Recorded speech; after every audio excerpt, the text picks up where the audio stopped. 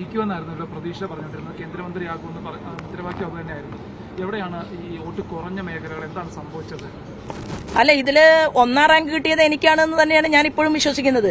താത്വികമായിട്ട് നിങ്ങൾ അവലോകനം ചെയ്യുന്ന സമയത്ത് ഇവിടെ തെരഞ്ഞെടുപ്പില് കഴിഞ്ഞ തവണ 44% വോട്ടുണ്ടായിരുന്ന UDF-ന് അതൊരു 48 49% ഉയർത്താൻ പറ്റിയില്ലല്ലോ.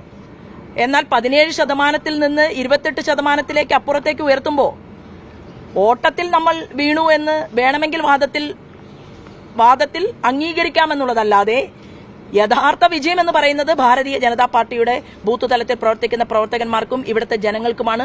അവർ മറ്റൊരു ദിശയിലേക്ക് ചിന്തിക്കുന്നു എന്നതിന്റെ സൂചകമാണ് ആലപ്പുഴയുടെ വിജയം. അത് ഒന്നാം റാങ്കായിട്ട് തന്നെയാണ് നിൽക്കുന്നത്. 2 അസംബ്ലി മണ്ഡലങ്ങളിൽ ഭാരതീയ ജനതാ പാർട്ടി വളരെ കുറഞ്ഞ വോട്ടിനാണ് 2ാം സ്ഥാനത്ത് നിൽക്കുന്നത്. അപ്പോൾ വലിയൊരു മൂവ്മെന്റ് ആലപ്പുഴയിൽ ഉണ്ടാകും. ഇവിടെ വരാൻ പോകുന്ന പഞ്ചായത്ത് തെരഞ്ഞെടുപ്പിലും മുനിസിപ്പൽ തെരഞ്ഞെടുപ്പിലും എല്ലാം തന്നെ ഞങ്ങൾ വളരെ നല്ല രീതിയിലുള്ള ഒരു പ്രവർത്തനവുമായിട്ട്, അസംബ്ലി തെരഞ്ഞെടുപ്പിലും ഒക്കെ പ്രവർത്തനവുമായിട്ട് ആലപ്പുഴയിൽ മുന്നോട്ട് പോകും.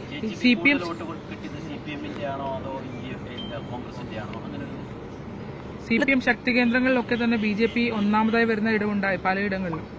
അല്ല, അത് നമുക്ക് തീർച്ചയായിട്ടും കഴിഞ്ഞ തവണയും ഞാൻ അത് മനസ്സിലാക്കിയിട്ടുള്ളത്, ഏത് മാർക്സിസ്റ്റ് പാർട്ടിയുടെ ഉരുക്കുകോട്ടയ്ക്കകത്തുമുള്ള ആളുകൾ അവർ പ്രതീക്ഷയോടുകൂടിയിട്ട് ഭാരതീയ ജനതാ പാർട്ടിയെ നോക്കുന്നുണ്ട്, മനസ്സിലാക്കുന്നുണ്ട് എന്നതിന്റെ ആ ഒരു വ്യക്തത കുറെ കൂടി ആലപ്പുഴയിൽ ഉണ്ടായിരിക്കുന്നു എന്നുള്ളതാണ്. മാർക്സിസ്റ്റ് പാർട്ടിക്ക് അത്രയും അപ്രമാദിത്വമുള്ള, അവരുടെ എത്രയോ സമര ഭൂമികൾ നിലനിൽക്കുന്ന പ്രദേശത്ത് പോലും BJPക്ക് വലിയ മുന്നേറ്റമുണ്ടായി എന്നുള്ളത് തീർച്ചയായിട്ടും അത് ജനങ്ങളുടെ മുന്നിൽ വെച്ച വാക്കുകൾ പ്രാവർത്തികമാക്കാൻ സാധിക്കാതെ ഞാൻ തെരഞ്ഞെടുപ്പിന് ഇടയിൽ കണ്ടതാണ്.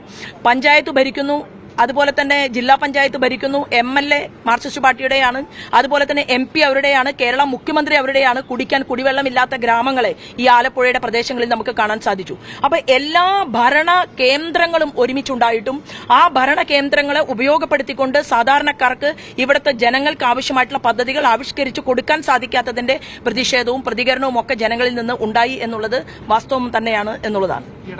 വിവാദങ്ങളൊക്കെ എന്തെങ്കിലും തെരഞ്ഞെടുപ്പ് വോട്ടിനെ സ്വാധീനിച്ചിട്ടുണ്ടോ? അല്ല, അതിന് ഇടക്കാലത്തുണ്ടായതാണെങ്കിലും ഏത് സമയത്തുണ്ടായതാണെങ്കിലും പറഞ്ഞ ഒരു വാക്കിൽ നിന്ന് ഒരു കടുക് മണിക്ക് പോലും ഞാൻ ഈ നിമിഷം വരെ വ്യതിചലിച്ചിട്ടില്ല. ചില ആളുകളൊക്കെ എനിക്കെതിരെ കേസുമായിട്ട് മുന്നോട്ട് പോകും എന്ന് പറഞ്ഞ് പൊന്തയിൽ തല്ലി പേടി കാണിക്കാൻ നോക്കിയിട്ടുണ്ട്, ഭയപ്പെടുത്താൻ നോക്കിയിട്ടുണ്ട്. അതൊന്നും തന്നെ ഞാൻ പിന്നോട്ട് പോകുന്നില്ല. മാധ്യമ സുഹൃത്തുക്കളും ഞാനും ഒക്കെ ഇവിടെ കേരളത്തിനകത്ത് തന്നെയുണ്ട്. യാതൊരു പ്രശ്നവുമില്ല. നമ്മൾ പറഞ്ഞ കാര്യങ്ങളിലെല്ലാം തന്നെ ഉറച്ചു നിന്നുകൊണ്ടാണ് മുന്നോട്ട് പോകുന്നത്.